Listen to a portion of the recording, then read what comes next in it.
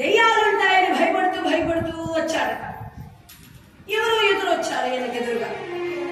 కొంచెం ధైర్యం వచ్చేసింది. ఏమయ్యా, ఈరోజు అమావాస్య, చిత్తతోపు, ఈ తోపులో దెయ్యాలున్నాయంట, నిజమేనా అయ్యా? అందులో అర్ధరాత్రి 12 అయింది ఇప్పుడు టైం. ఇక్కడ దెయ్యాలున్నాయంట, నిజమేనా అండి అంటే ఎదురుగా వచ్చిన ఆయన అన్నాడు, అదేమో నాకు సరిగా తెలియదండి, నేను సచ్చి 5 ఏళ్ళు అయిందండి అన్నాడు. నాకు సరిగా తెలియదండి, నేను సచ్చి ఎక్కడో ఇలా, నేను ఎంతవరకు రావా ఇక్కడికి. అలా భయపడుతూ వస్తే దెయ్యమే వస్తే ఇంకెలా ఉంటుంది. అలా భయపడుతూ వచ్చినప్పుడు అర్జునుడు వస్తే దుర్యోధనుడి పరిస్థితి అలాగే ఉంది. నాకు ఇక సహాయం వచ్చేయదని అనుకున్నాడు. ఏమి చేయలేక కూర్చున్నాడు. అర్జునుడు వారు వచ్చే స్వామి వారి పాదాలకు నమస్కరించి ఆ పాదాల చెంత ఉండబడిన సింహాసనం మీద కూర్చొని పాదాలు కళ్ళకెత్తుకున్నాడు. కృష్ణ సామాన్యమైన పాదములు కాదయ్యా ఇవి, సాక్షాత్ బ్రహ్మదేవుడు కలిగినటువంటి పాదం. పాదాల చెంత కూర్చున్నాడు. దేవదేవుడు పరంధాముడు బడుగులు ఉన్నాడు. ఇటు తిరిగితే దుర్యోధనుడు బావా అంటాడేమో, ఇటు తిరిగితే దుర్యోధనుడు బావా అంటాడేమో. అటు ఇటు తిరగకుండా నేరుగా ముందుకు లేచాడు అర్జునుడిని చూసేలాగా. చూసి అన్నాడు, బావా అర్జున, ఏమి ఆశ్చర్యము, అందరూ క్షేమమే, బావా విశేషమని అందరూ క్షేమం. ఎక్కడ నుండి రాక ఇటకు ఎల్లరూ సుతులే కదా, భక్తులు నీరు అన్నారు, భాగ్య బలస్తులు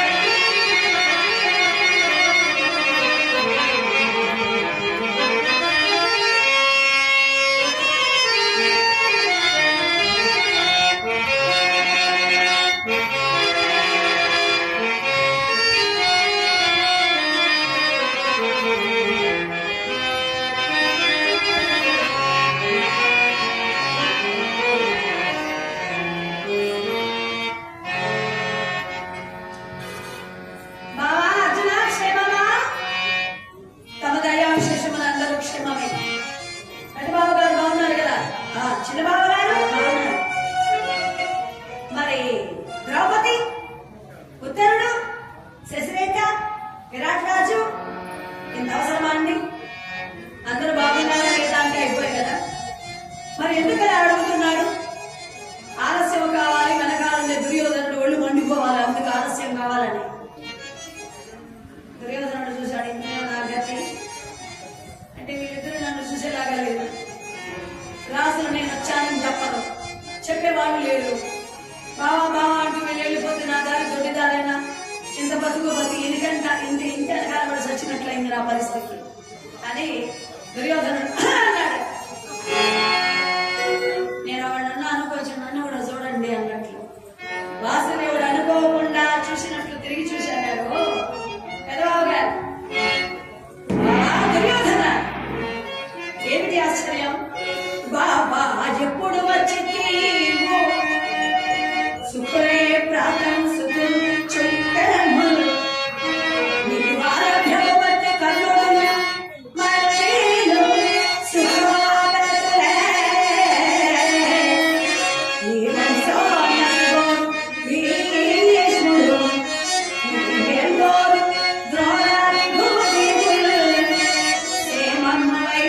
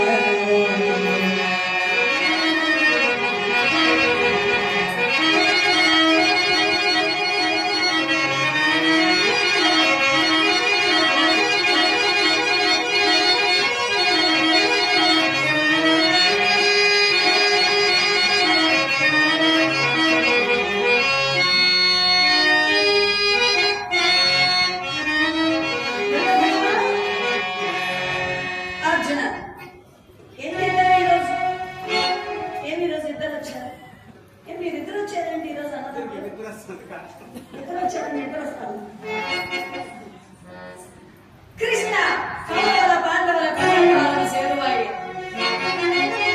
మా యుద్ధకాలం దాపురించింది కాబట్టి నేను మీ సహాయం కూడా ముందు వచ్చాను. బావగారైతే నన్ను చూడడానికి రాలేదు, సహాయం కూడా వచ్చారు, సంతోషమే. ఇరువురికి బంధువులను సాయం చేయదగిన వాడు. కాకపోతే నేను ముందు చూసిన అర్జునుడి ముందు కోరుకోవాలి. ఏమంటావు దుర్యోధన? కృష్ణ నేను ముందు వచ్చా, కావాలంటే అడిగి తెలుసుకో. నేను వచ్చుంటా, నాకు తెలుసు. కానీ అన్న చాటి తమ్ముడు చిన్నవాడు అర్జునుడు, అతడే కొనుక్కోవడం సమంజసం.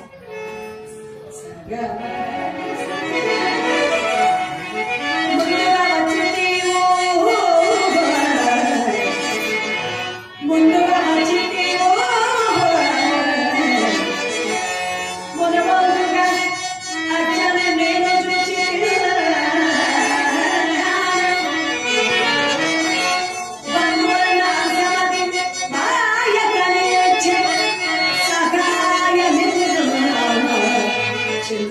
Bye.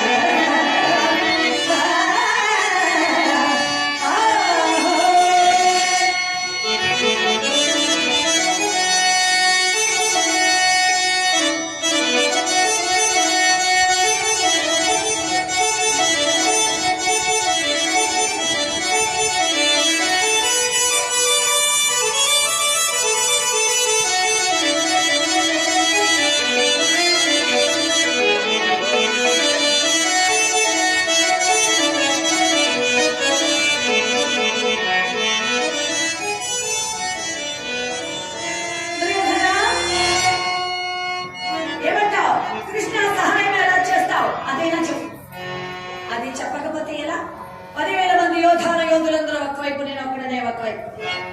అయితే ఆయుధం పట్టణ యుద్ధము చేయను, పట్టణ చేత ఆయుధము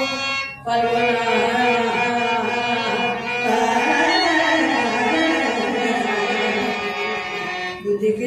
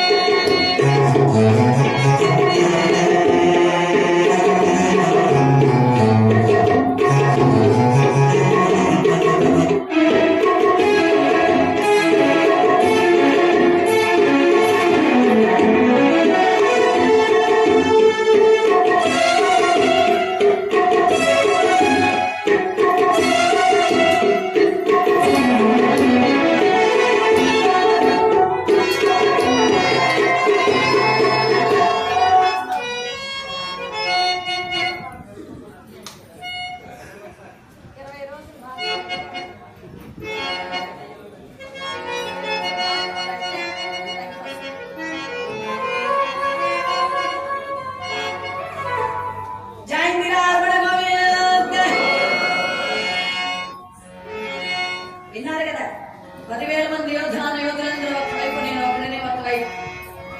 అయితే ఆయుధం పట్టణ యుద్ధం చేయి. దుర్యోధన అర్జున మరొకసారి చెప్తున్నా,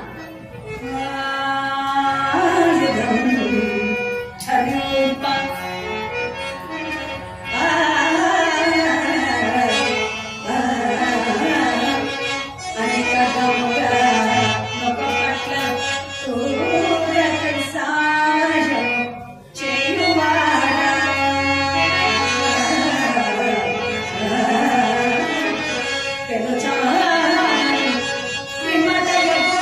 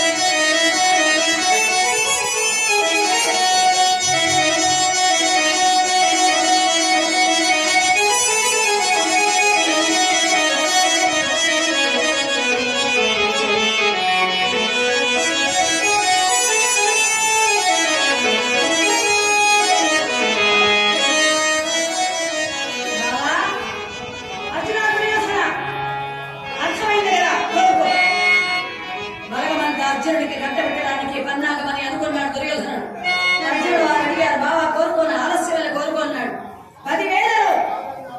10,000 మంది ఒకవైపు, మీరు ఒక్కరే ఒకవైపు అన్నారు. మీరు యుద్ధం చేయవద్దు, మీరు నాకు సారథ్యం వహించి సారథిగా ఉంటే నాకు అంతే చాలు బావా, మీరు నా వైపున వచ్చింది తండ్రి చాలన్నాడు అర్జునుడు వారు. సారథి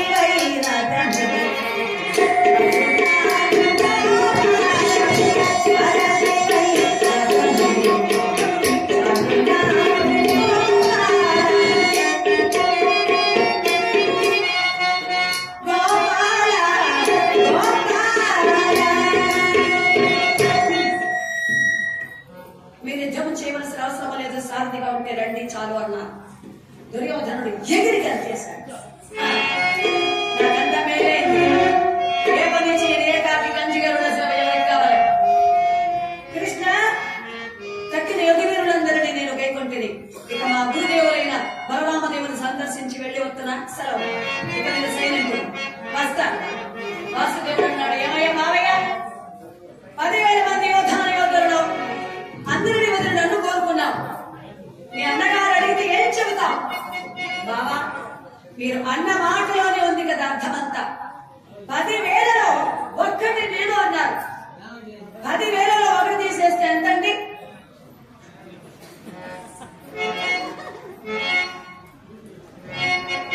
9,999. నాగేశ్వరరావు గారు, 10,000లో ఒకటి తీసేస్తే ఎంత? ఏమ్మా, 10,000లో ఒకటి తీస్తే అంతేనా? ఎందుకు తీయాలి? అసలు ఎందుకు తీయాలి? లెక్కలు వేరు, భక్తి లెక్క వేరు. లెక్కలలో 10,000లో ఒకటి తీసేయమంటే 0 అని రాస్తే టీచర్ ఒప్పుకోడు. లెక్కల ప్రకారం, మ్యాథ్స్ ప్రకారం 10,000లో ఒకటి తీస్తే 9,999. హరికథలో దాసు గారు చెప్పారని 0 అంటే ఆయన తప్పని రాస్తాడు. ఆ లెక్కల వేరు.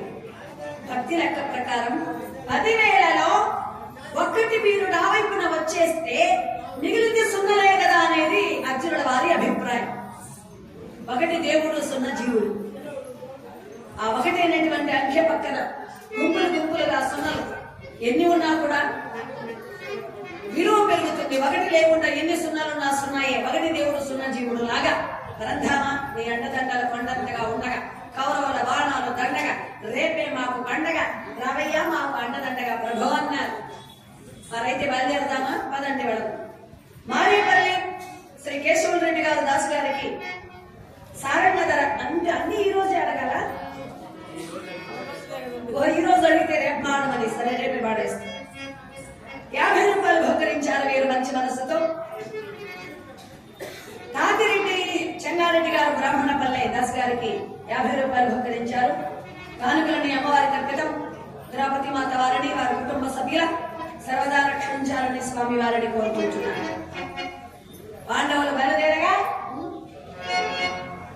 ధర్మరాజుల వారు స్వాగత సత్కారాలు ఘనంగా ఏర్పాటు చేశారు స్వామి వారికి. ఇక్కడ ధృతరాష్ట్రుల వారు ఏం చేస్తున్నారో చూద్దాం. పాండవులు అడవులకు వెళ్లి వచ్చిన దుర్యోధనుడు భాగం ఇవ్వకపోతే యుద్ధము తప్పదు. యుద్ధము జరిగితే ప్రళయము తప్పదు, కౌరవ నాశనము తప్పదు. మంచి మాటలతో, తెలివితో యుద్ధమే లేకుండా చేయాలనుకున్నాడు ధృతరాష్ట్రుడు. మనకందరికీ దుర్యోధనుడు చెడ్డోడని మనం అనుకుంటాం.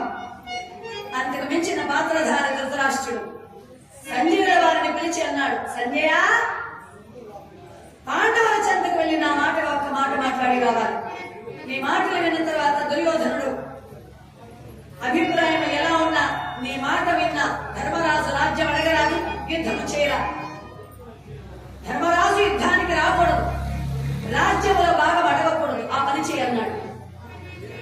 ధృతరాష్ట్రపతి భగవంతుడు నోరించింది మంచి చేయడానికి, కొమ్మలు కొల్చడానికి. మాట ధనము కంటే విలువైంది మాట. ఆ మాటకున్న విలువ తెలుసుకుని మాట్లాడగలిగితే జన్మధన్యం. నోరే కదా, నోరుంది కదా అని లబలబలబలబా వాక్కూడదు. ధనమైనా దుబారా చేయొచ్చు, మాటల్ని దుబారా చేయకూడదు. మాటల్ని ఎంత పొదుపు చేస్తే మనిషి విలువ అంత పెరుగుతుందట. ఒక మనిషి దగ్గర ఒక మాట మిగిల్చుకోమన్నాడు. 10 రూపాయలు పోయినా వదిలే, ఒక మాట మాత్రం వదలొద్దు. అత్త దగ్గర, భర్త దగ్గర, బంధువుల దగ్గర, పెద్దవాళ్ళ దగ్గర వచ్చేసింది అనేయాలని మింగే అనద్దు. ఒక మాట మిగిల్చుకో. ఎంత అన్నం మింగేస్తానే, ఒక మాట మింగలేమా? మింగే ఎంత మంచోళ్ళు అయిపోతారో చూడండి మీరే. నోరు మంచిదైతే ఊరు మంచిదవుతుందట. మన మాటను బట్టి మన గౌరవం ఆధారపడి ఉంటుంది. మన మాటని, ఆ మాటను బట్టి మన వ్యక్తిత్వం ఏంటో తెలుస్తుంది. జివాగ్రే వర్తతే లక్ష్మి, జివాగ్రే మిత్ర బాంధవా, జివాగ్రే బంధనం ప్రాప్తి, జివాగ్రే మరణం ధ్రువమన్నారు. ఒక మాట మనిషి జీవితాన్ని మార్చేస్తుందట. మాట సరిగా లేకపోతే తన్నులు తినొచ్చు, సరిగా లేకపోతే జైల్లో పడవచ్చు, మాట బాగుంటే గొప్పవాడు కూడా కావచ్చు. కాకేమి తన్ను తిట్టనే, కోకిల తనకేమి ధనము కోకుమ్మననే, లోకము పగయకు పరిస్థితి వాపున, చుట్టమకు మధుర వాపున వలన అన్నారు ప్రస్తుత పద్యాల్లో. కాకి కోకిల రెండు అరుస్తాయి. కాకి అరిసిందంటే అబ్బాబాబా తరమండ్రా అంటాం, కోకిల అరిసిందంటే ఎంత బాగుందో అని వింటాం. అలా ఉండాలట మాట. ఎదుటి వాళ్ళ మనసును పీల్చకుండా. ఒక అబ్బాయిని, ఎరా నాయనా మీ నాన్న ఇంట్లో ఉన్నాడా నాయనా అంటే ఎలా ఉంది? ఏరే మీ అమ్మ మొగుడు ఉన్నాడా గొప్పలో అంటే ఎలా ఉంది? అది మాట, ఇది మాట. ఆ మాట్లాడేది సున్నితంగా ఉండాలి, సున్నితంగా ఉండాలని చెప్పి బాగా మాట్లాడి మంచినీళ్ళు కూడా ఇవాళ కొంతమంది బాగా మాట్లాడతారు, టీవీలు కూడా ఇవాళ కొంతమంది. అలా కూడా ఉండకూడదు. మాటలు గొప్పవని చెప్పేసి సొంత మాటలు మాట్లాడితే ఏం లాభం? చెప్పింది చేయాలి, చేసేది చెప్పాలి. మా ఊర్లో ఒక ఆవిడ బాగా మాట్లాడుతుంది. అరచేతులు ఇంత సున్నం మట్టి కూడా పెట్టదు, సున్నం కూడా పెట్టదు. వాళ్ళ ఇంటికి చుట్టాలు వస్తా ఉంటారు. అప్పుడు ఆవిడ రాగులు ఇసురుతూ అంటుంది తెలివిగా. ఈ కాలంలో రాగి సంగతి మళ్ళా వచ్చేసింది, ముందు కాలంలో లాగా.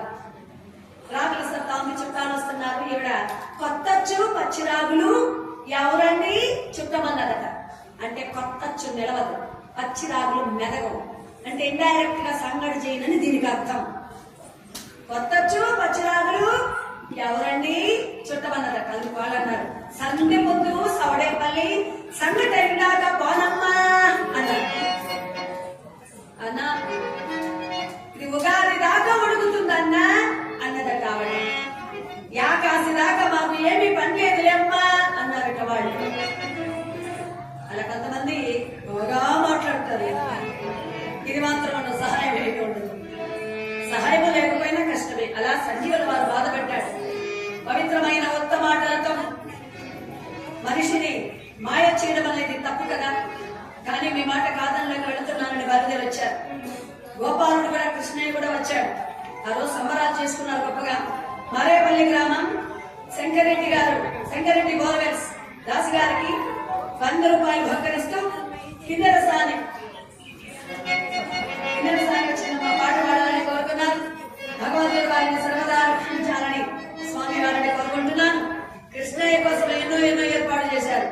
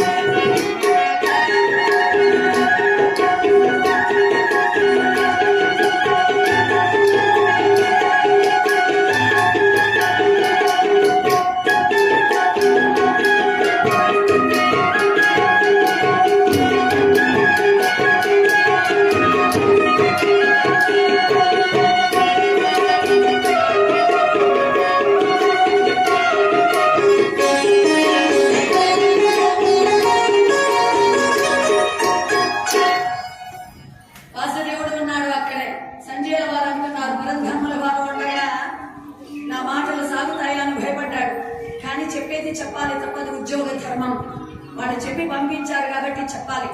అందుకని ఎలా చెప్పాడో చూడండి. ధర్మరాజా, నీకు యుద్ధం వద్దు, రాజ్యం వద్దు అంటే వాళ్ళు ఊరుకోరు. ఆ మాట అనకుండా, ధర్మరాజా మీరు చాలా మంచోళ్ళయ్యా, మీ నాన్నగారు 24 గంటలు పాండవులు ఓ అని పొగుడుతున్నారు. మీ పెద్ద నాన్నగారికి మీరంటే ప్రాణం, మీరు చాలా మంచోళ్ళు. రాజ్యంలో భాగం ఇవ్వలేదని యుద్ధం మీరు చెయ్యరు, రక్తపు కూడా మీరు తినరు.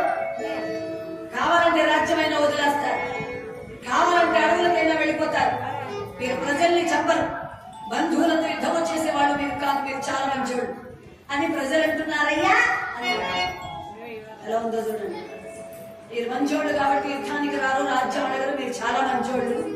ధర్మరాజు అన్నాడు, మంచోళ్ళకి ఆకలి ఉండదా, మంచోళ్ళకి అవసరం ఉండదా, మీరు మంచోళ్ళని పొగిడేస్తే కడుపు నిండుతుందా? సంజయ, మా నాన్నగారికి మేమంటే ఇష్టం అన్నావు, రాజ్యంలో భాగం లేదన్నావు. రాజ్యంలో భాగం లేదని చెప్పకుండా చెప్పావు. అభిమానం అంటే ఇదా, ప్రేమ అంటే ఇదా?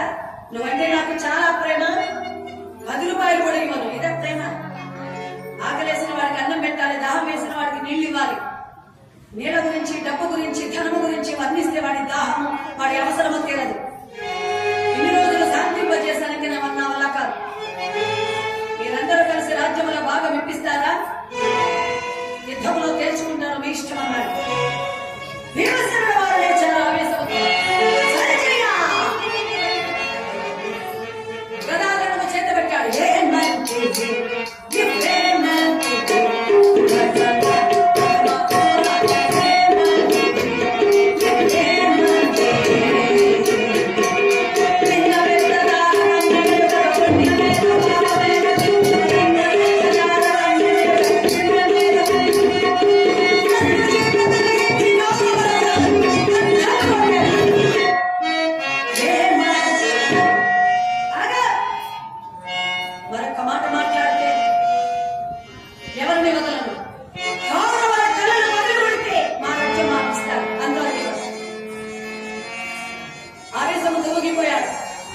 వాసుదేవుడు వారించాడు.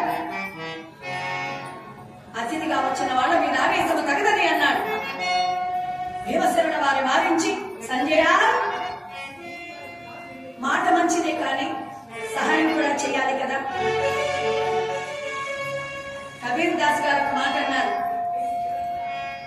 బడే బడాయి నాకరే బడైన బోలై బోల్, సుందర హీరా కబుక హై లాకుటక హై మోల్. మంచివాడికి మాట వద్దు, ప్రచారం వద్దు, చెప్పుకోవడం వద్దు, ఇవి అవసరం లేదు. వాళ్ళ మంచితనం అర్థమైపోతుంది. మీరు మంచితనం గురించి పొగిడే దాని వల్ల వచ్చే లాభం ఏముంటాయా?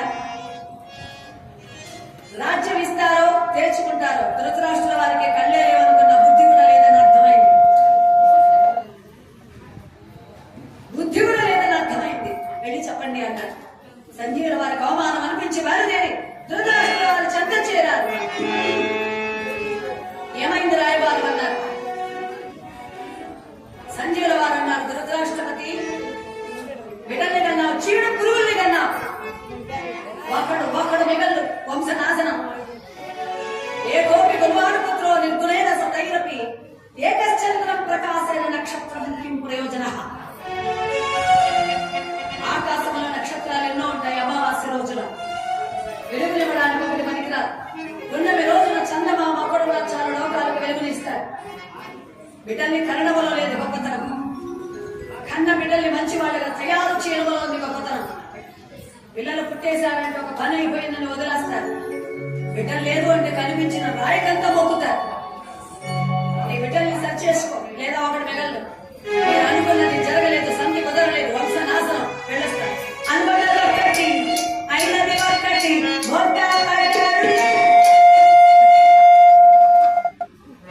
అయిపోయింది. అనుకున్నది ఒకటి, జరిగింది ఒకటి, అయిపోయింది. తెల్లబోయాడు ధృతరాష్ట్రుల వారు. ధర్మరాజుల వారు పరంధాముల వారి సన్నిధి చేరి, బావా చూశావు కదా సంజీవుల వారి రాయవారం, రాజ్యంలో మాకు భాగం ఇవ్వడం ఇష్టం లేదు, కష్టమని భావించక మీరు వెళ్లి రాయవారము చేసి మాకు ఇంత సామ్రాజ్యంలో భాగం ఇప్పించడానికి ప్రయత్నం చేయండి. సంగ్రాంశము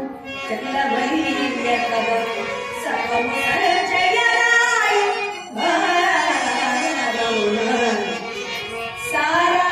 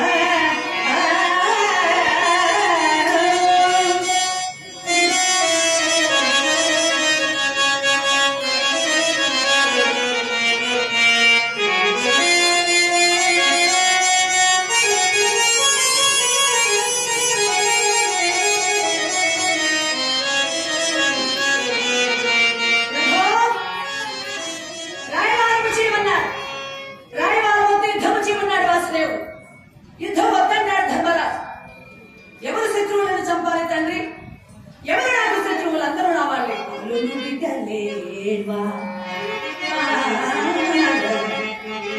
పురాణములో కడతేనా ఎలా చుట్టాలను రూపమాయ ఇలా తప్పులే చక్కనిక్కులే శాస్త్రానికి సంపదే ప్రజలు చూపించిన చాలునా నీ చాలక కాదులే నజాలం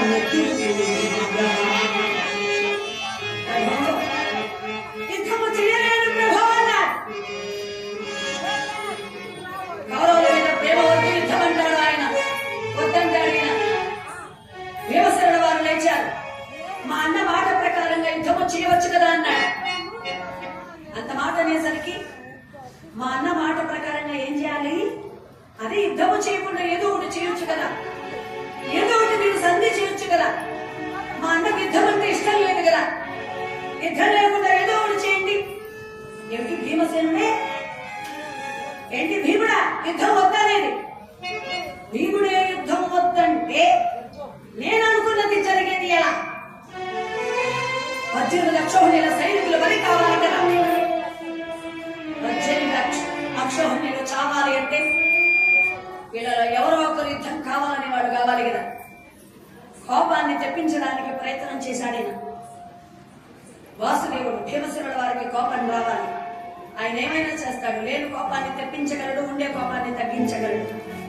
కొంతమందికి అవసరానికి వస్తుంది కోపం, కొంతమందికి అవసరం లేకపోయినా వస్తుంది కోపం, కొంతమందికి ఎందుకు కోపం వస్తుందో వాళ్ళకి తెలియదు. అంతే. ఎప్పుడు చూసినా లబలబలబలబలబలబా. ఈ ఊర్లో కాదు నేను చెప్పేది, కొన్ని చోట్ల ఏం మాట్లాడినా కోపమే. ఒక ఆయన ఊర్లో కోపాన్ని భరించలేక వాళ్ళ బంధువులంతా ఏమనలేక, బంధువు వాడు ఏమనలేరు, కోపాన్ని భరించలేక సస్తున్నారు. 50,000 ఇచ్చి, ఒరే 50,000 ఇస్తామా, నువ్వు కాశీకి వెళ్ళి ఏదో ఒకటి వదిలేసి వస్తాను, నువ్వు కోపాన్ని వదిలేసి రారా నాయన, నీకు దండం పెడతామన్నాడు. 50,000 ఏడు సరిపోతాయ్యా, సరే 1,00,000 పోరా, నువ్వు ప్రశాంతంగా ఉంటే అంతే చాలు పోరా అన్నాడు. వీడు 1,00,000 రూపాయలు తీసుకుని కాశీకి వెళ్ళి వచ్చాడు. అరుగు మీద కూర్చున్నాడు. 4 రోజుల తర్వాత ఒక ఆయన వచ్చి అడిగాడు, ఏమండి కాశీకి వెళ్ళారా? వెళ్ళాను నాయన. గంగలో మునిగారా? మునిగాను నాయన. కోపాన్ని వదిలేశారా అండి? వదిలేశాను నాయన. అంటే నిజంగానే కోపం వదిలేశారా అండి? వదిలేశాను నాయన. అంటే మీకు కోపం రాదా అండి? రాదు నాయన. అంటే మీరు ఇంకా ఏం మాట్లాడినా మీకు కోపం రాదా అండి? కొంచెం మీరు గుర్తురాదయ్యా, ఎన్నిసార్లు చెప్పాలయ్యా కోపం రాదని. కాశీకి వెళ్ళే గంగలో మునిగా కోపాన్ని వదిలేశా, అన్న మాట్లాడుతూ గుజరా కూడా మాట్లాడుతూ 1,00,000 రూపాయలు గంగలో పోసినట్లయింది. 1,00,000 రూపాయలు గంగలో పోయే కోపం పోలా. నాకు 100 మందికి పుట్టుకతో వచ్చింది, బాగానే పోదు. కానీ భీమయ్యేలా కాదు, అవసరానికి అవసరం. ఇప్పుడు కోపం రావాలి. కోపాన్ని తెప్పించాడు వరంధావుడు. భీమా నిద్రపోతున్నావా? భయపడ్డావా? తిరిగి తినమా? ఆయాసమా? మీసము లేదా? రోషము లేదా? భయపడ్డావా? యుద్ధం వద్దంటున్నావు. అలనాడు ప్రతిజ్ఞ చేసింది నీవేనా? బావా అన్నగారి మాటకు అడుగు తప్పం, అందుకని నేను అలా అన్నాను. అంటే మీ అన్నగారి మాట జమదాటవా? లే. అన్నగారి మాట కాదనకుండా ఏది చేయవా? చేయం. అంటే దుర్యోధనుడు చంపేస్తా, దుశ్శాసనుడు చంపేస్తా ప్రతిజ్ఞ చేశావు. అన్నను అడగలేదు కదా, అన్నగారి మాటకు అడుగు తప్పేశావు కదా, వచ్చేసింది కోపం. కృష్ణ గొల్లవాడ, అన్నగారి మాట అంటే నీకేం తెలుసు? అన్న మాట అనేసరికి అర్జునుల వారు లేచారు, నకులుడు లేచాడు, సహదేవుడు లేచాడు.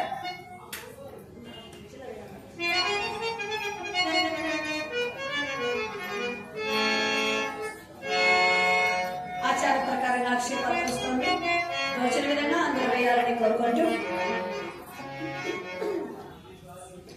అందరూ లేచారు. అన్నయ్య గొల్లడు గొల్లడంచు మెలగోడని బంతుల రెట్లు దూరగా చెల్లునే ఈ పరాత్పరుడి చేతులు రింగి ఉండాలి అన్నయ్య తల్లి గురుపరంబు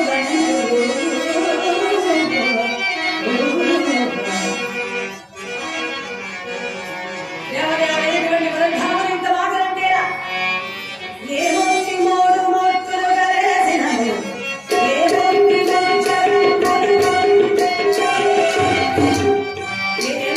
శక్తి చైతన్యమూర్తి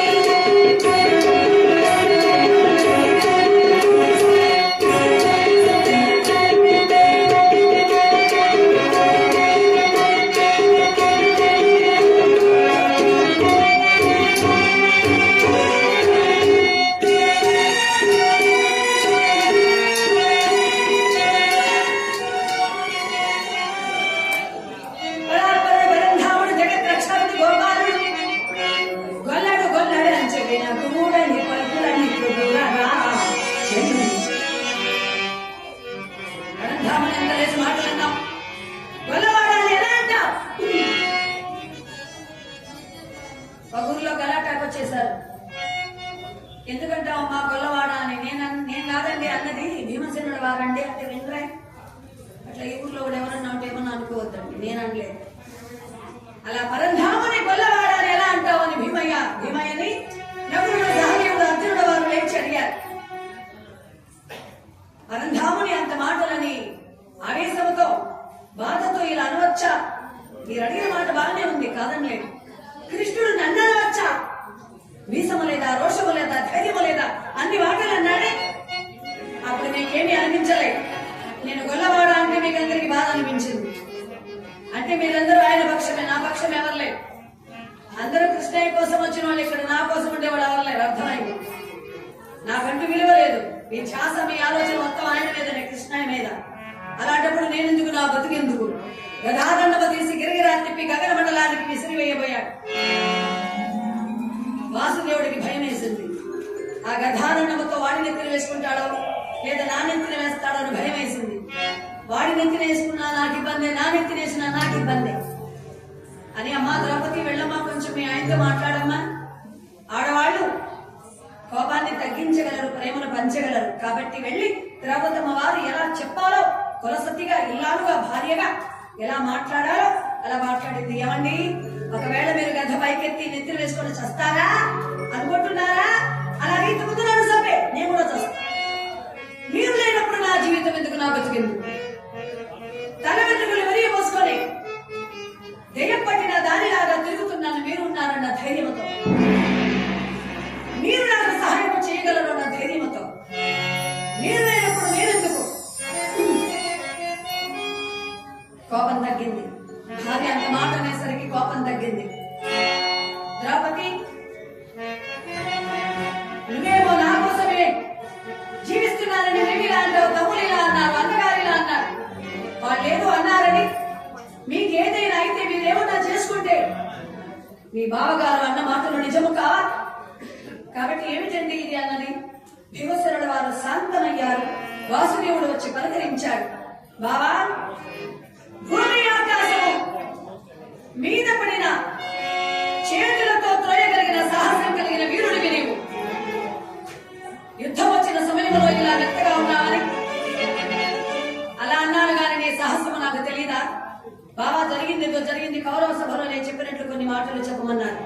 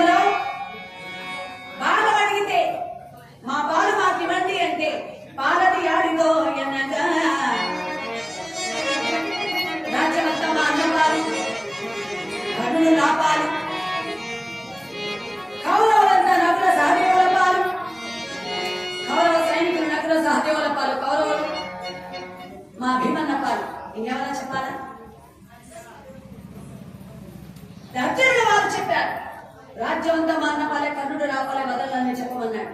నకులాని అభిప్రాయం ఏమిటన్నాడు. నకులుడు అన్నాడు, బావా కౌరవుల చంపండి వదలను అని. సంతోషం.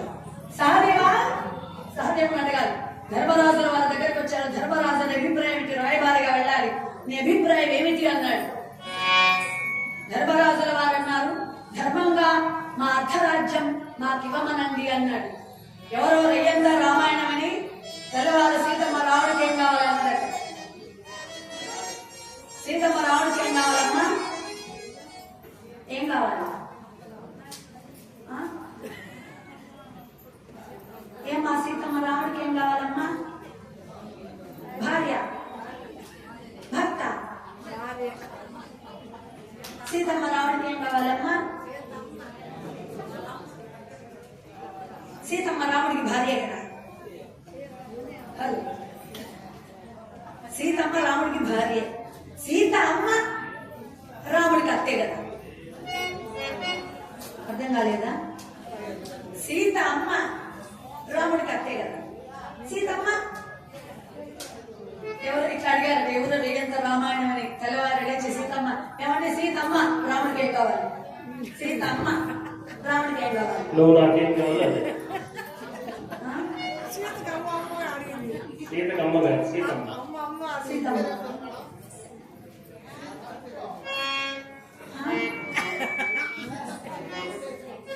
సరే సంతోషం సంతోషం. అయితే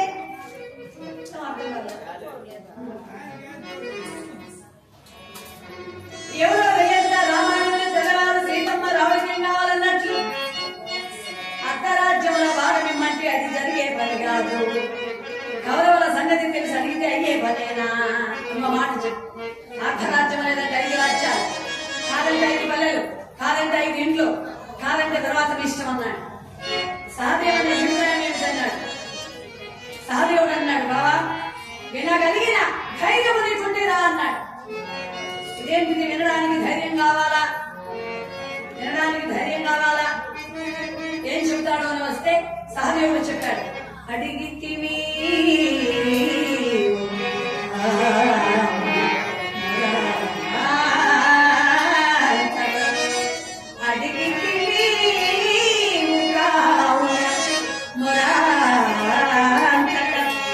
చెప్పగా నాలా తింకుమా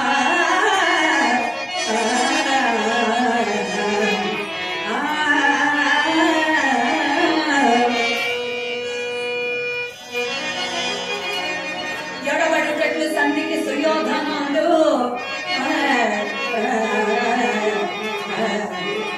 ఎడబడుటట్లు సంధికి సుయోధనుడు ఆలముగా చెడుగులు నోరుపై నశించు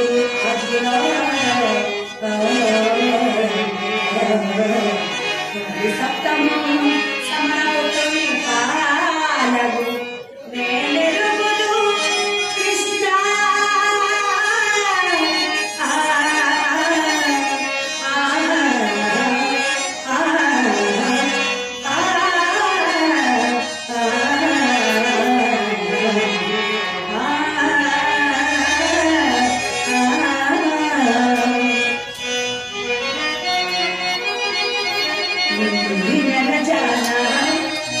కుంకుమల్లే మారిపోయా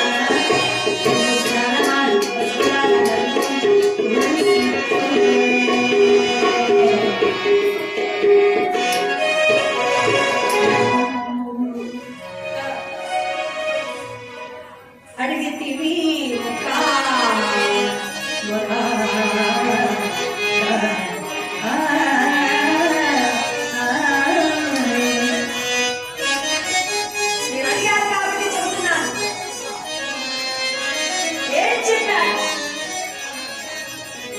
కౌరవులందరూ చచ్చేది నిజం, యుద్ధము జరిగేది నిజం. అక్కడ శకుని, ఇక్కడ ద్రౌపది మధ్యలో మీరు ముగ్గురు ఉన్నంత వరకు ప్రళయం ఆగమనాగే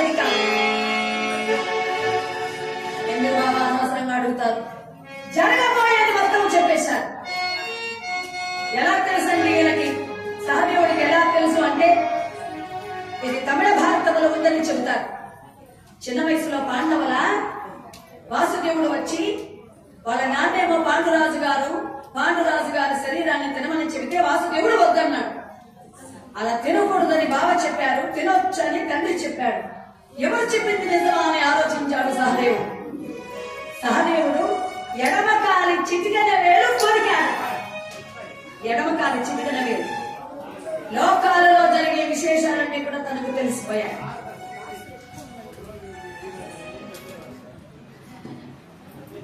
ఎడమ కాలి చిటికన వేలు కొరికేసరికి లోకాలలో ఉన్నటువంటి విశేషాలన్నీ కూడా తనకు అర్థమైపోయాయి. ఎవరికి? సహదేవుడికి. ఇది వాసుదేవుడు గ్రహించాడు. వీడు పాండురాజు గారి శరీరాన్ని మొత్తం తినేస్తే వాడిని అదుపులో ఉంచాలంటే నేను ఇంకో అవతారం ఎత్తాలి. ఎందుకు వచ్చిందిలే అనుకొని వాసుదేవుడు పులిలాగా వచ్చాడు. అంటే సహదేవుడు పులి వచ్చిందని పారిపోతాడులే అనుకున్నాడు ఆయన. లోకాల్లో జరిగే విశేషాలు తనకు తెలిసినప్పుడు ఆ మాత్రం ఎదురుగా వచ్చేది ఎవరో తెలీదా? సహదేవుడు అన్నాడు, ఏం బావా జంతువుల్లో కలిసావే, ఎందుకు బావా అన్నాడు. ఇక వీడి దగ్గర నా పప్పులు ఉడకవో అనుకున్నాడు ఆయన. నేను వద్దంటే నువ్వు తిన్నావు, ఇన్ని విషయాలు తెలుసుకున్నావు, కావాలని తల పగిలిపోవుగాక, బావా తినద్దు అంటే తినొద్దని ఒక మాట చెబితే సరిపోయేది. నా తలే పగిలిపోవాలని మీరు నన్ను శపించారు. అంటే మీరు నన్ను నమ్మల. మీరు నన్ను నమ్మనప్పుడు నేను మిమ్మల్ని ఎందుకు నమ్మాలి? మీ జాగ్రత్త మీద నా జాగ్రత్త నాది. బావా నాకు ఒక వరం ఇచ్చి తీరాలి, అభ్యర్థన కాదు, తప్పనిసరి. పిల్లవాడు కోపంలో ఉన్నాడు, ఏదో ఇచ్చేద్దామని అనుకున్నాడు. అడుగు అన్నాడు. బావా మా 5 మందిలో ఎవరైనా చస్తే, ఎవరైనా మరణిస్తే ఆ మరణించిన వాళ్ళని నీ శరీరం మీద పడుకోబెట్టి దాన సంస్కారాలు చేయాలి. ఇదే నా వరం అన్నాడు. ఏంటి వరమా? ఏం కాదా? అయితే మీ 5 మందిలో ఎవరైనా పోతే ముందు నువ్వే పోతావు బావా. ఇదే గురువుకి భంగనామాలు పెట్టడం అంటే. నీవు నేర్పిన విద్యయే నీరజాక్ష, నీ దగ్గర నేర్చుకున్నాను. మీ జాగ్రత్త మీది, నా జాగ్రత్త నాది. ఇది చిన్న వయసులోనే ఒక బంధాన్ని కల్పించాడు భగవంతుడు. కానీ ఇది ఎవరికీ తెలియదు. ఏ రోజు సహదేవుడు తనకు తెలిసిన విషయాన్ని ఎవరికి చెప్పలేదు. ఈ రోజు చెప్పాడు, తల పగిలిపోవాలి. తల పగలలేదు. ఎందుకు పగలలేదు? సహదేవుడు అన్నాడు, బావా నాకు నేనుగా నోరే విప్పలా, మీరే అడిగారు కాబట్టి నేను చెప్పా, సర్దుకోండి లేదంటే మీరు కూడా పోతారన్నాడట. సర్దుకోక తప్పదు కదా. అందుకనే భారతంలో ధర్మరాజు ఏడ్చాలని చెబుతాడు, అర్జునుడు ఏడ్చాలని చెబుతారు, సహదేవుడు ఏడ్చాలని చెప్పరు. ఆయన ఏడవాడు. ఎందుకంటే ఆయనకు తెలుసు వస్తాడు, కాపాడుకుంటాడు, ఎవరి కోసం వస్తాడు. అయితే పరంధామల వారు అన్నాడు, సహదేవ వెళ్ళొస్తాను, వాళ్ళని అడగండి. వాళ్ళ మనసులో కొంచెం హారస్ తగ్గించి వాళ్ళ మనసులో ఏముందో చెబుతారు, వాళ్ళని అడగండి.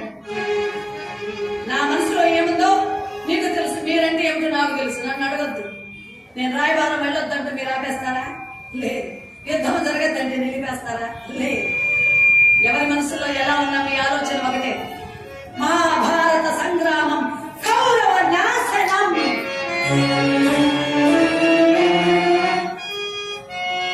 సహదేవ ఇప్పుడు కుదిరే అన్నాడు. సరే వాళ్ళని అడగండి, నన్ను అడగద్దండి అన్నాడు. అమ్మా నీ కోరిక ఏమిటన్నాడు, నీ అభిప్రాయం ఏమిటన్నాడు రాయబారిగా వెళ్ళడానికి. అన్నా నా తల వెంట్రుకలు గుర్తుంచుకుని రాయబారం చేయండి, ఇంతకు మించి నేను చెప్పలేను. మీ బావల కష్టపెట్టద్దు, పాపం వాళ్ళ మీద ఎందుకులే, పాపం అలసిపోయారు. భార్య మీద ప్రేమ ఉంటే ఈ పాటికి యుద్ధానికి వెళ్లి ఉండాలి. వాళ్ళు రాయబారిగా పంపిస్తున్నారు. వాళ్ళు వీళ్ళ కింద రాజ్యం ఇస్తే వాళ్ళు వీళ్ళ ఉండకపోతే బతికినంతగా తల వెంట్రుకలు వెలబోసుకుని బతకాలి. ఇది వాళ్ళ ఉద్దేశం. నేను, నా సోదరి సుభద్ర, నా కోడలు ఉత్తర, ముగ్గురు చాలు. కౌరవుల చంపి మీ భావన పట్టాభిషేకం నేను జరిపిస్తానని అమ్మవారు. నా సంధి గడ్డి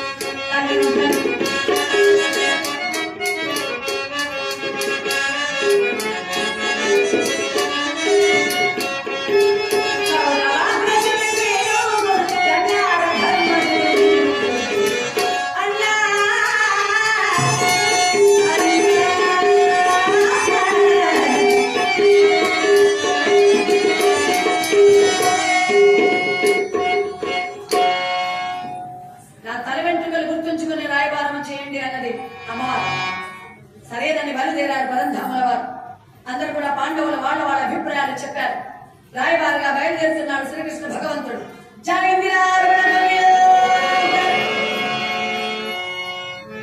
కుశపురమ్మను నిలిచి వార్తాహులు పంపించారు. పరంధాముల వారు రాయబారిగా వస్తున్నారని తెలియజేశారు. ధృతరాష్ట్రుల వారికి నిద్ర పట్టలేదు, నిద్ర రాలేదు. నిద్ర రావట్లేదు అన్నాడట. ఏమొచ్చింది మాయరాక పడుకో అన్నాడు ఆయన. ప్రపంచంలో నిద్ర పట్టగా బాధపడే వాళ్ళు ముగ్గురు. ఒకరు పరధనాన్ని ఆశించే వాడికి నిద్ర పట్టదు. ఎప్పుడెప్పుడు వాడిని ఏం చేసి వాడిని పంపకొచ్చేయచ్చు, వాడు ఇచ్చినప్పు ఎగరేయచ్చు, ఏం చేస్తే వాడి ఆస్తి మన ఆస్తిలో కలిసిపోతుంది, ఏం చేస్తే వాడు ఇచ్చిన డబ్బులు ఇవ్వకుండా ఎగరగొట్టేసి వెళ్ళిపోవచ్చు. వీడికి నిద్ర పట్టదు. పరశ్రీ వ్యామోహం ఉండే వాడికి నిద్ర పట్టదు. ఎప్పుడెప్పుడు అమ్మాయితో మాట్లాడదాం, ఏ సమయం దొరికితే మాట్లాడదాం, ఎప్పుడు ఒంటరిగా వెళితే మాట్లాడొచ్చు, ఏం చెప్తే నా మాట వింటుంది, ఏం చెప్దాం, వాడికి నిద్రలే. వాడికి నెయ్యి ఒకటే పగలు ఒకటే, పరశ్రీ వ్యామోహం. మూడోవాడు రోగిష్టి, వాడికి నిద్ర ఉండదు. శరీరానికి ఉండే రోగం వల్ల కుయ్యో మొర్రో అయ్యో అనే ఉంటాడు, వాడికి నిద్ర ఉండదు. అప్పట్లో విదురుల వారు చెప్పింది ముగ్గురే. ఇప్పుడు 4 ఆయన ఒక ఆయన ఉన్నాడు. నిద్ర పట్టక బాధపడేవాళ్ళు. మందు బాబులం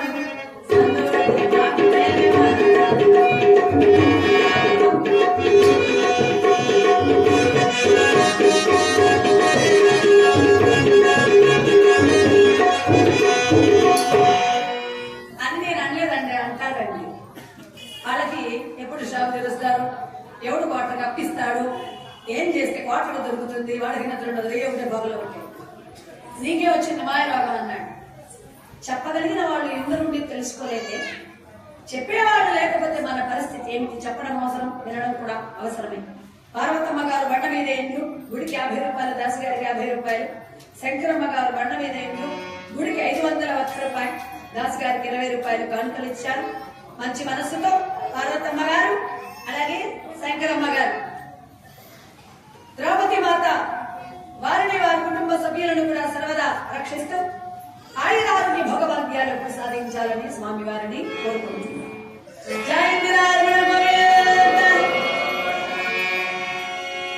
వాసుదేవుడు బయలుదేరాడు. స్వాగత సత్కారాలు ఏర్పాటు చేశారు. శంకరాభరణాలు అడిగారు.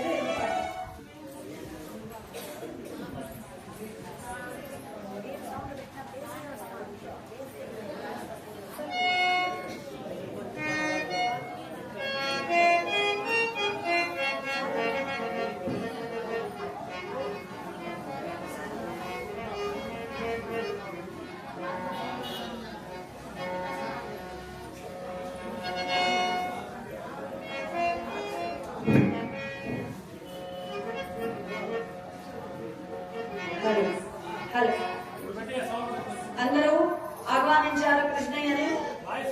ఇక్కడ పెద్దలు అడిగారు పాట శంకరాభరణంలో పాడుకుని మనం ఓం శక్తి పాట కూడా ఉంది. ఆయన ఏమైందా?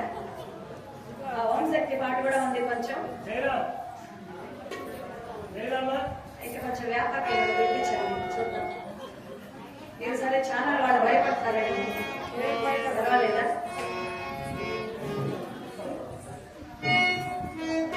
శంకరా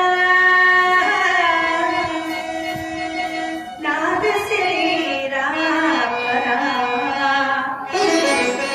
వేద విచారా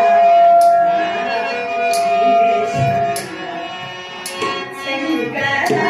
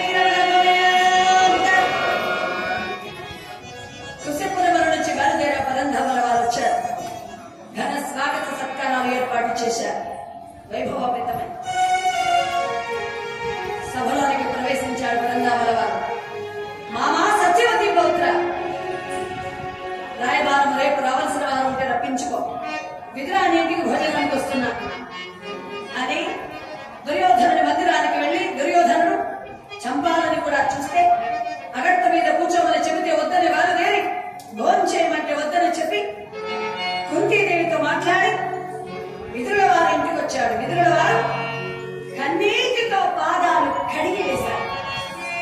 వాసుదేవ కృష్ణ పరస్పర కూర్చోండమా ఇంట కురిచిలేమో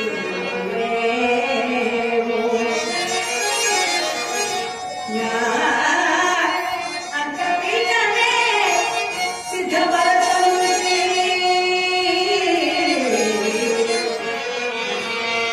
నరేచబిడమా నారికేలములేదు నా హృదయమే నీ చేతి కంబువను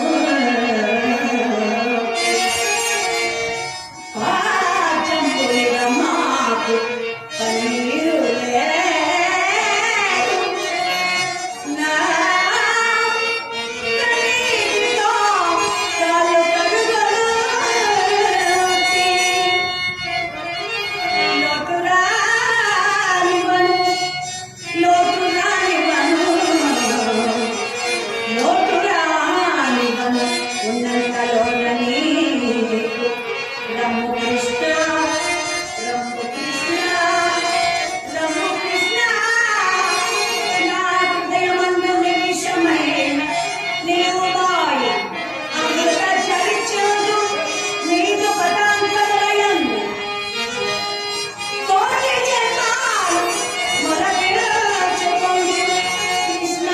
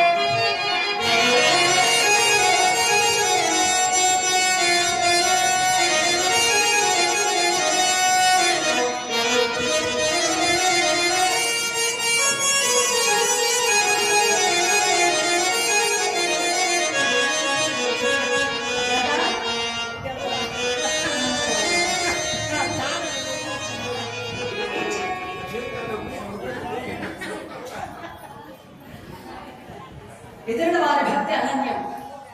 ఆయన అంతరార్థంతో ఏమన్నాడంటే, స్వామి కూర్చుండమా ఇంట కుర్చీలు లేవు,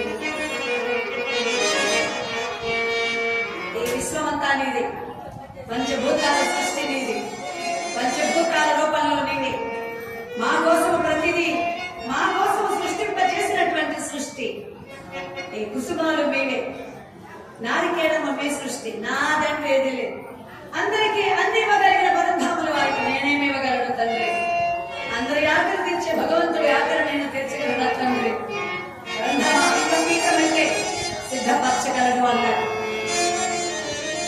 జమ్మి ఆకుల్లో భోజనం అడిగారు. జమ్మి ఆకులు చాలా చిన్నవి, చింతాకంతాకు ఇస్తర కుట్టాలి. చింతాకంతాకు ఇస్తర కుట్టాలంటే ఎదురు దెబ్బ కావాలి. ఎదురు దెబ్బ కావాలంటే అడవికి వెళ్ళాలి, ఆలస్యం అవుతుంది, భోజన సమయం మించిపోతుంది. అందుకని ఇంట్లో దొరికేది ఏముందని తన విల్లు చూశాడు, వింటిని విరిచేశాడు. ఆ జమ్మి ఆకు అంటే తెలుసు కదా, చింతాకంతాకు ఇస్తర కుట్టి భోజనం పెట్టాడు. అంటే భగవంతుడు నా చేతి యుద్ధము చేయించకూడదని అనుకున్నాడని తెలిసే తన విల్లు విరిచేశాడు. భోజనము ఆలస్యమైతే అన్నం పెట్టిన పుణ్య ఫలితము దక్కదు, ఆలస్యంగా అన్నం పెడితే అన్నదాన ఫలితం ఉండదు. అందుకని భోజనం తర్వాత పళ్ళు తిన్న ఆనవాయితీ. అరటి పళ్ళు గెల తీసుకున్నాడు, భుజంతా పారేశాడు, తొక్కంతా ఇచ్చాడు పరంధాముడికి. విదురుడు భోజనం తర్వాత ఈయన తొక్కంతా తినేశాడు. చివరగా పండు మిగిలింది, పండించాడు. చివరగా కృష్ణ తప్పైపోయింది, క్షమించు తండ్రి, ఎలా తిన్నావు తండ్రి, తొక్కంతా ఎలా తిన్నావు తండ్రి, నువ్వు ఎలా ఇచ్చావో నేను అలాగే తిన్నాను తండ్రి,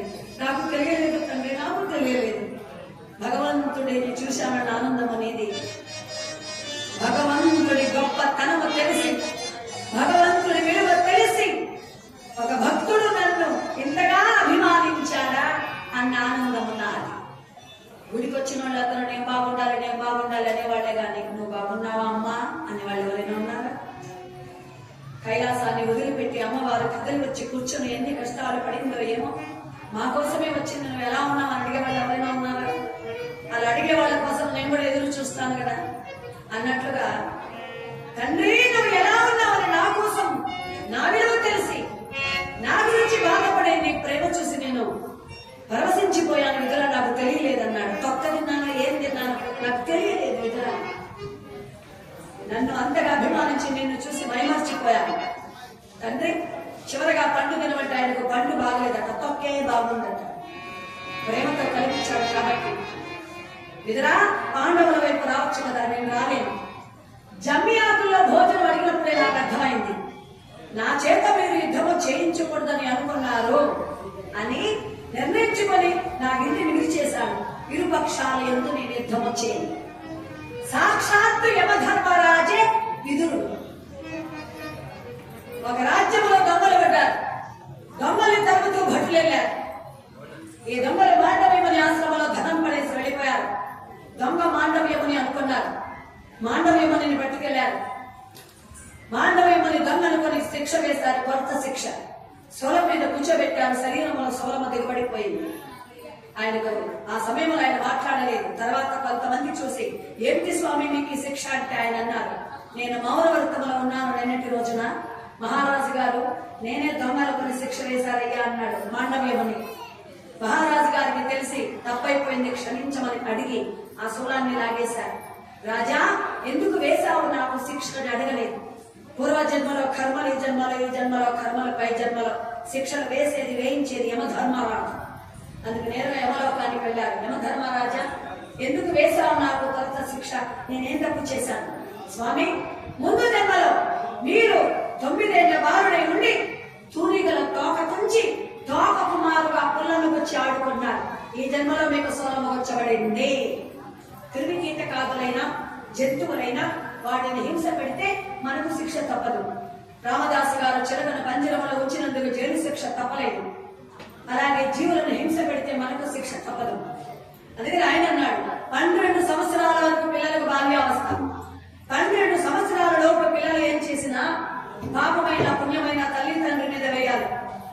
నా తల్లి తండ్రి మీద వేయవలసిన నేరాన్ని నా మీద వేశావు, కావున నీవు దాసీపుత్రుడవై జన్మింతువుగాక అన్నందుకు యమధర్మరాజే విదురుడుగా పుట్టాడు. చావే లేదు ఆయన. అలాంటి ఆయనే ఆయుధము చేతబట్టి కౌరవుల వైపున వస్తే పాండవులు జయించలేరు. అందువల్ల జమ్మి ఆకుల భోజనం అడిగి యుద్ధం చేయకుండా చేశాడు. విదుర వరం కోరుకున్నారు, ప్రతిరోజు మీలాంటి అతిథులు చుట్టాలు మా ఇంటికి రావాలి స్వామి అని కోరుకున్నారు. చుట్టాలు రావాలని ఎవరైనా అడుగుతారా? ఈయన అడిగారు. 4 రోజులు చుట్టాలు ఉంటే మనకే భయం. ఏమా ఇంట్లో చుట్టాలు ఉంటారా? మా అమ్మ వచ్చిన వాళ్ళు బాగానే 2 రోజులు వండి పెట్టేది, ఇంకా ఉండదు. అంటే బియ్యం లేక కాదు, వండే ఓపిక లేక. సీరియల్ చూసే టైం లేదంటే చుట్టాలకు మర్యాద చేస్తా కూర్చోవాలంటే యాదయ్యేది. మన ఏరియాలో కాదని నేను చెప్పేది, కొంతమంది అలాగా. కానీ ఆయన ప్రతిరోజు మా ఇంటికి అతిథులు నీలాంటి వాళ్ళు రావాలి స్వామి, నీలాంటి వాళ్ళని గౌరవించే భాగ్యాన్ని ఇవ్వు అని కోరుకున్నాడు ఆయన. తథాస్తని ఆశీర్వదించాడు. మీ సుగుడప్ప, మీ మురగారెడ్డి గారు కొండ వెంకటపల్లె, మీరు గుడికి వందా, దాస్ గారికి వందా, ద్రౌపది మాత వారిని వారి కుటుంబ సభ్యుల సర్వదా రక్షించాలని స్వామి వారిని కోరుకుంటూ